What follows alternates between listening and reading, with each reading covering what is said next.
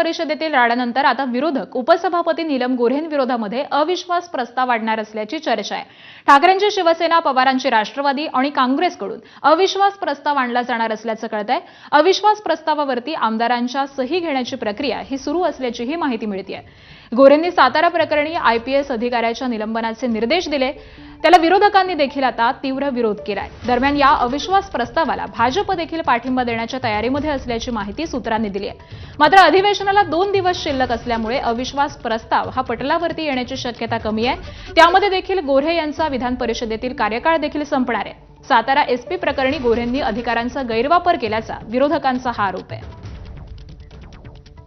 आणि याच संदर्भामध्ये अपडेट देतात आमचे प्रतिनिधी वेदांतने। वेदांत, आकांक्षा, ज्या प्रकारे आपण बघितलं, काल विशेष बैठक विधान परिषदेमध्ये सकाळी 10 वाजता बोलवण्यात आली होती आणि सातारा जिल्हा परिषद निवडणुकीत जो काही प्रकार घडला, मंत्र्यांना धक्काबुक्की झाली, हे सगळं शंभूराज देसाईंनी सभागृहात मांडलं आणि त्यानंतर उपसभापती नीलम गोऱ्हे यांनी संबंधित सातारा पोलीस अधीक्षक यांचं निलंबन करण्याचे निर्देश दिले।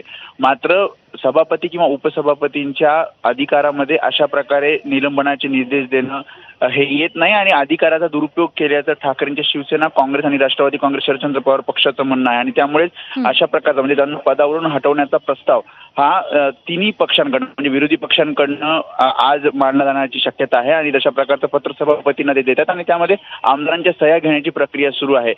ज्या प्रकारे आपण बघितलं तर IAS किंवा IPS अधिकाऱ्याला निलंबित करण्याचा किंवा कुठल्याही प्रकारच्यावर कारवाई करण्याचे निर्देश सभापती आणि उपसभापतीच्या आदेशात अधिकारात नाही असं या पत्रामध्ये म्हटलेलं आहे आणि त्यामुळेच नीलम गोऱ्हे यांना या पदावरून उपसभापती पदावरून काढावं अशा प्रकारचा हा प्रस्ताव असणार आहे। त्यामध्ये विरोधकांना भाजप पाठिंबा देतं का? कारण भाजप सुद्धा म्हणजे जी भूमिका विरोधकांची आहे ती भूमिका काल भाजपने मांडलेली आपल्याला पाहायला मिळते। त्यामुळे भाजप याला पाठिंबा देतं सभागृहात हे बघावं लागेल। अगदी, त्यामुळे नेमकं आता काय घडतं हे पाहणं महत्त्वाचं असेल। अपडेट जाणून घेऊ। तुर्तास धन्यवाद या माहितीसाठी। इकडे सातारा जिल्हा